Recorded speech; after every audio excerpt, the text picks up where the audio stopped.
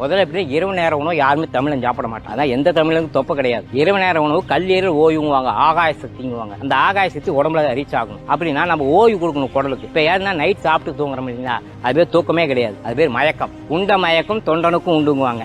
அப்ப எல்லாரும் மயங்கரமே ஒழிய தூங்குறது கிடையாது.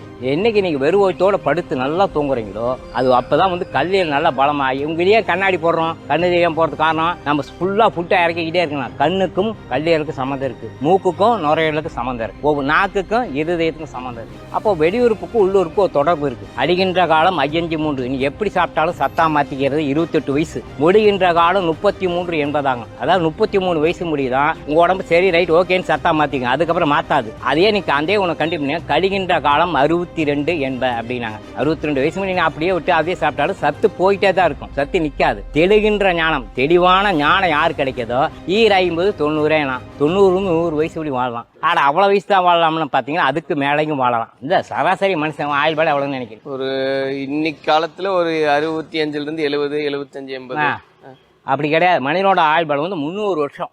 டாக்குமெண்ட் நேச்சுரோபதியில போனீங்கன்னா ஒருத்தர் வயசுக்கு வர்றது 20 மாசம். 20 மாசத்தை நீங்க பெருக்கி போட்டீங்கன்னா அதுதான் அவனோட ஆயுள் பலம். நாம குடிச்சில்லைன்னா நம்ம வெட்டைய மருந்து மாத்திரை இது எல்லாமே டீ காப்பிலாம் சாப்பிட உடம்பு சுத்தம் ஆகி நரம்பு தளர்ச்சி வந்துடும். ஆட்டோமேட்டிக்காக 60 வயசுக்கு மேலே 40 வயசுக்கு மேலே படிக்கட்டு ஏற முடியாது, இறங்க முடியாது, பயப்படுறாங்க. காரணம் எலும்பு நரம்பு தேய்மானம் ஆகிடும். அப்போ எலும்பு நரம்பு தேய்மானத்துக்காக முதல்ல இந்த டீ காப்பி தான். அதுக்கு முன்னாடி நம்ம நாட்டில் என்ன சாப்பிட்டாங்கன்னா சுக்கு காப்பி, ஆவாரம் பூட்டி, செம்பருத்தி பூட்டி, இது மாதிரி மூலிகை வச்சு தான் எல்லாமே டீ குடிச்சோம். டீ குடிக்கிறதெல்லாம் நம்ம பழக்கத்தில் இல்லை இருந்துச்சு. எப்படின்னா விருந்தோம்பல் ஒன்று இருந்துச்சு, அது டோட்டலிங்க எல்லாமே.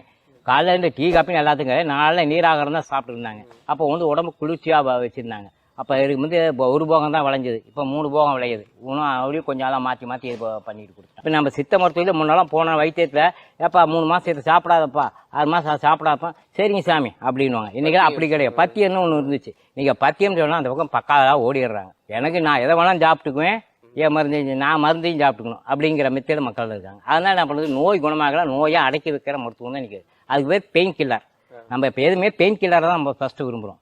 அப்ப நோய் தற்காலிக வலி பெயின் போயிடணும், எனக்கு அது மாதிரி மருந்து தான் சொல்லுங்க, சைடு எஃபெக்ட் ஆனாலும் பரவாயில்ல அப்படிங்க.